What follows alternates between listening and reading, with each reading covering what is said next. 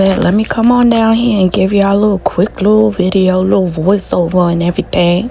Now, before we get into the Meg Thee Stallion and Nicki Minaj situation, don't forget to like this video. Put the bell button on for more notifications to see what, who, me, moi. Don't forget to share this video with your neighbor, with your pastor, with the producer that be pressing record to y'all soundtrack, to your tracks. Don't forget to share this video with the IRS, tax liberty. Don't forget to share this with your pastor, with your neighbor, with everyone. Share this video. Now, the girls are fighting. Let's talk about this whole Nicki Minaj and Meg Thee Stallion situation. As all you guys may know, I'm not really a hip-hop head, but as I've said in previous videos, listen, I like a good tussle, a good little friendly spar back and forth. You know what I mean? I like a good tussle. And I want all the rap girlies to win. Well, some of y'all, baby, some of y'all. You understand what I'm saying? So let's start from the beginning. We're not even going to start from the very, very beginning on why they even don't like each other or Nicki don't like Meg. We're not going to start that far from the beginning. In the beginning, we're not. So Meg Thee Stallion released Hiss. I actually listened to Hiss, I want to say about 3 times. And I'm gonna just say this. She was eating on that. I love the song. I must have played it 3 times. And then I also listened to Nicki Minaj's response to Hiss. I probably listened to that about twice. Now, Nicki Minaj is very upset because in Meg Thee Stallion's song, she mentioned Megan's Law. Let's read some of the lyrics of what Meg Thee Stallion had to say in regards to Nicki Minaj's husband, y'all. Child, the lyrics are, bet I won't give up the pussy again. Shit, I should have gave it to your friend. These hoes don't be mad at Megan. These hoes mad at Megan's Law. Child, and we all had to scramble and scurry and have to figure out what does Megan's Law mean. So Megan's Law was basically put in place, basically saying that SOs have to register. The little girl that was harmed, unfortunately, her parents fought to have that law passed. So, in a nutshell, I didn't even really know, prior to looking it up, I didn't even know that line was for Nicki Minaj. I didn't even connect the two because I didn't know what the law meant. And it was also to a play on words because her name is Megan as well. Oh, I didn't know. Baby. I was acting a little slow, right? Until Nicki started flying off the damn hinges, y'all. She just started flying off the hinges and acting erratic for like 72 fucking hours, okay? So this is my whole thing. We all know that her husband is a registered sex offender child. He is. And this is my thing. You knew who he was before you married him, right? You still chose to marry him. You still chose to procreate with him. You know that this man is going to be your Achilles heel. You know that anybody that go against you, you know they are always going to read that sex offender card. That I was going to pull that card. And they know that they're always going to get a reaction out of you. And anybody that throws that up in your face is going to eat you up in that instance because it's true and because it's accurate. Nikki, it's accurate. And the crazy part about it is we didn't even know that this man's history, this man's backstory, we didn't even know until none other than the Barbs looked this man up. The Barbs told us that he was. And his history and his rap sheet. The Barbs, your fan base told us, and you turned around and you told your Barbs to shut the hell up and mind their business. And they did. Okay. And it's just like, speaking of the Barbs, right? It's like, okay, y'all turn around and said, well, Megan is talking about her family. Her husband is her family. Okay. Okay. Then y'all turn around and dox people that don't agree with y'all. Y'all dox and harass their family. So it's like the hypocrisy for me. And I'm trying to understand. And this is really for the Barbs, right? Yes, Nikki's the queen. Y'all want to call her the queen of rap? Fine. I love a lot of her music. It's a bop. Her most recent album, loved it. A bop. Don't get me wrong. But I'm going to leave y'all with this, right? People cannot tarnish our legacy. We are in control of our own legacy, right? And creating a name for ourselves. We are the only ones that could tarnish our own legacy. Nobody could do that for us. But let's make a U-turn real quick and bring it back to the Barbs. You guys are sitting here doxing. You guys gave the address for Meg's gravesite, and then recently, I think it was like an hour ago or two, they done spilled the beans on where Nikki's father is buried, and it's just really disgusting for her to say lied on your dead mother, on your dead mama, as if you two don't have a deceased parent.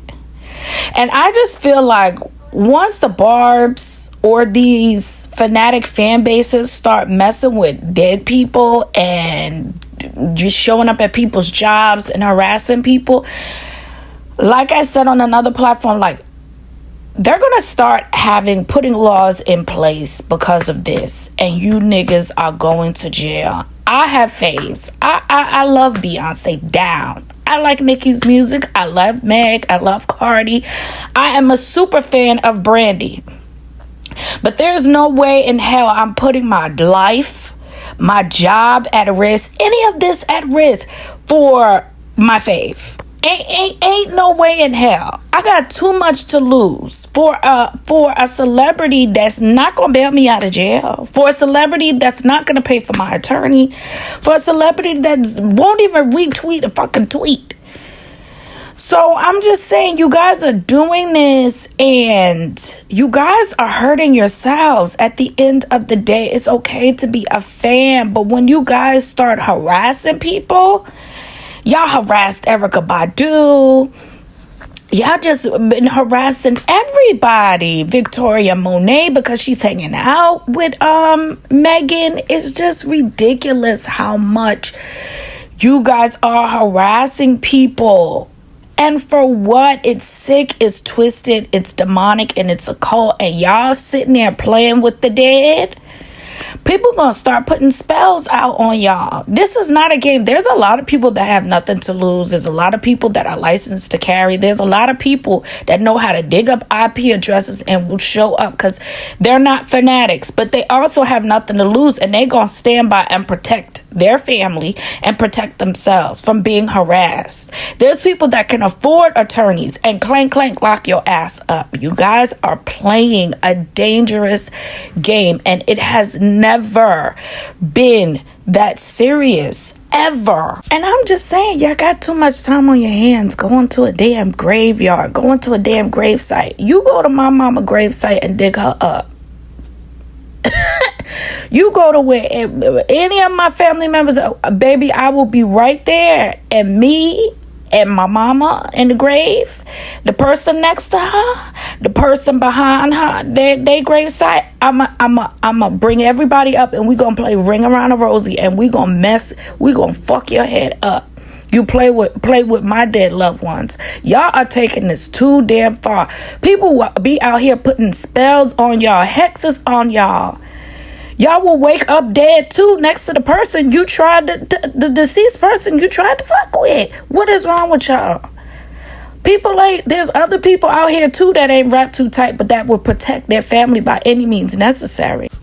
Now listen, I don't know if Nikki's on drugs. I can't call it. It ain't really for me to say. But I know what is supposed to be shading back and forth and putting in the music and what I've been accustomed to all these years when it comes to the music industry and diss tracks and all of that stuff. This has turned out to be so dark and so heavy and so cringy, and just so unbearable. It's really turning into something so dark. And what I hate is the hypocrisy. It's like, okay,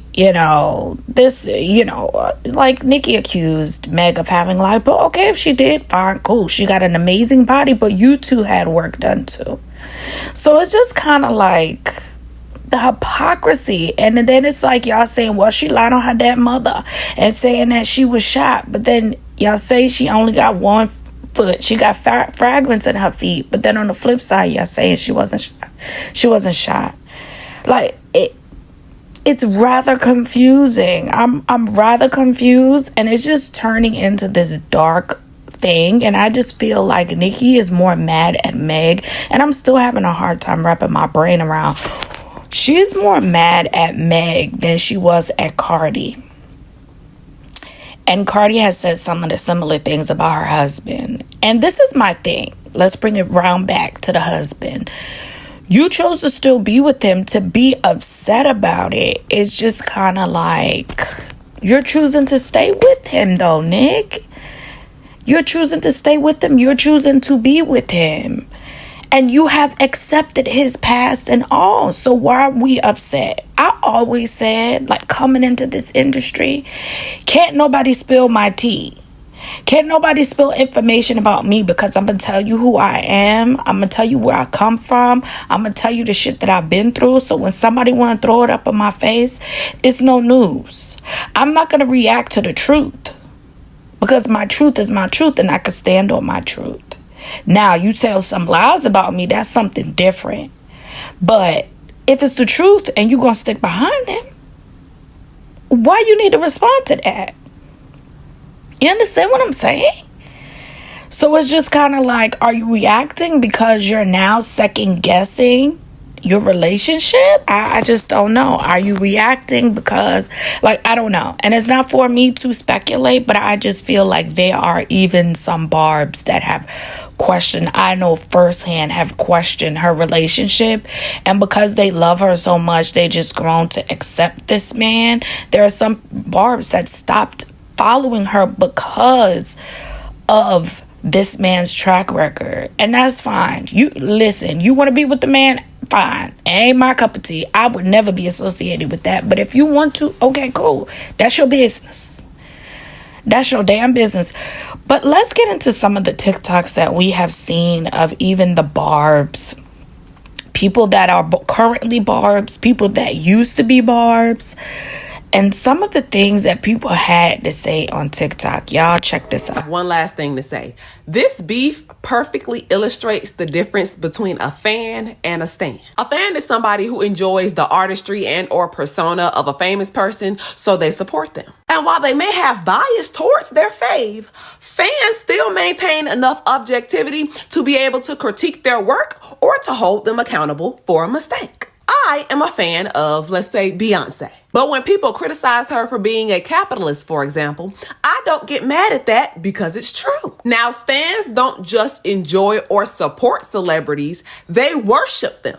There is no objectivity. There is no room for criticism or accountability. A stan is going to co-sign everything that their fave does, no matter how shitty.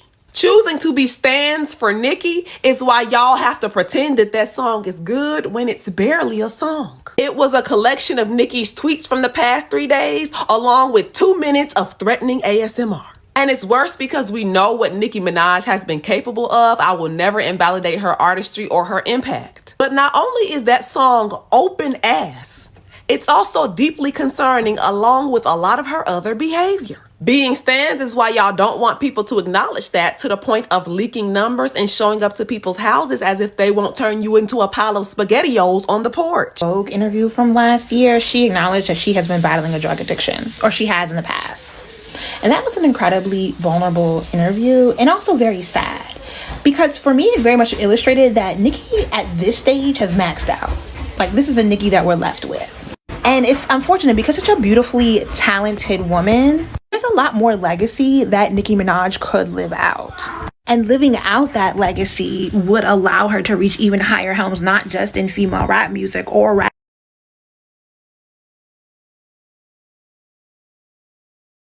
See, that's what the fuck I'm talking about.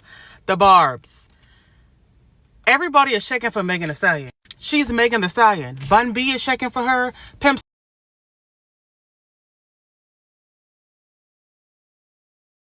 Snakes hiss before they attack. So Miss Chun-Li, I suggest you gorilla glue down that Chinese bang, super glue them bamboo earrings into your ear and get ready because that was simply just a fucking warning. Could you imagine being the parents of Megan Kenka and seeing a law that you created in honor of your daughter trending simply because another woman doesn't want another woman to exist in the same space as her? Imagine seeing a law that you created trending because someone intentionally married the same type of person that law was against.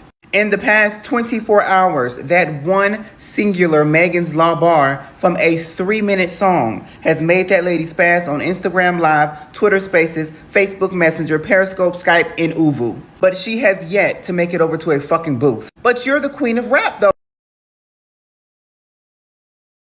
Her time. And what I mean when I say that is she's objectively a disgusting and reprehensible person by pretty much all metrics of basic humanity and common decency, yet her one singular talent that appears to be an innate ability to rhyme words together in a silly fashion that particularly resonates with children has cemented her with a legacy she really does not deserve as much as many female rappers who came before her. In case you're not already up to date, the self-proclaimed queen of rape has spent the past 24 hours deflecting from the fact that her husband is a convicted sexual predator who is not allowed near public parks or elementary schools by making fun of Megan Thee Stallion for getting shot, as well as referring to her as Bigfoot. It's always amusing to me how Nicki Minaj immediately jumps to making fun of other people's appearances as if she didn't spend hundreds of thousands of dollars in 2008 getting illegal Craigslist butt injections from some guy in his basement.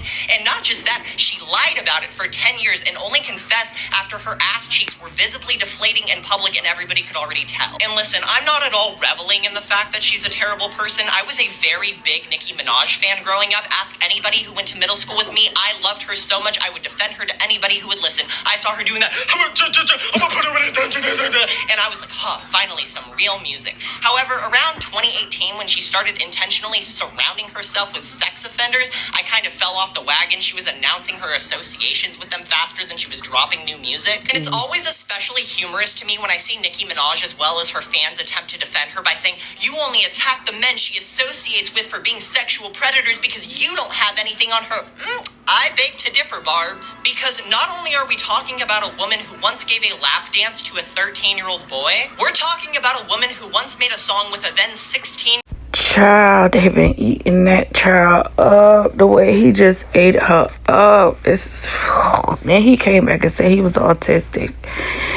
And he's sorry, child. Anyway, I got so many other videos to do. I just wanted to drop by and leave this video with y'all. Ooh, child. Anyway, like, share, subscribe, with the bell button on for more notifications. See what, who, me, want. This chick right here. I'm just going to leave y'all by saying this. Be careful how you treat people. Because karma comes right back around. Same old song. Ain't that what Usher said?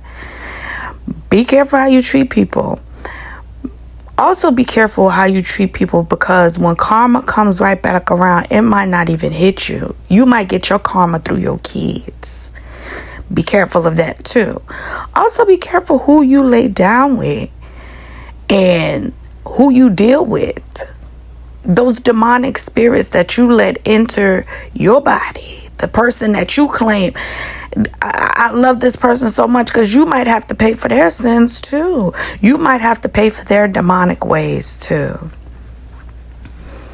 Okay? All that demonic shit that they got going on, it's going to go right to you. So just be careful now. Be careful how you treat people. Be careful who you lay down with. Be careful what you say. Okay? Because karma will come right back around and chew that ass up. And then you be running around here dizzy, not knowing that you battling demons now. You fighting demons on Instagram Live. You fighting demons through a song. Okay? You fighting demons in your house every day. Now you done let the demonic spirit in your house. Child, be careful. I know a lot of people might not want to hear this, but the realization is you might be that demon. Ain't no demon in the house. You might be that demon. You might be that narcissist. Yes, it might be you. It just might be you. Bye. Denver's World Hair Care line, an all-natural hair and skincare line. We have amazing apple cider tea tree root rinse for dandruff, all natural with all natural ingredients, and most importantly, affordable for you, your spouse, and even the kids. We also have the amazing papaya body oil, and baby, it smells amazing. Don't forget to head over to denverworldhaircare.com. Use promo code WINNING for 20% off to see all the amazing goodies.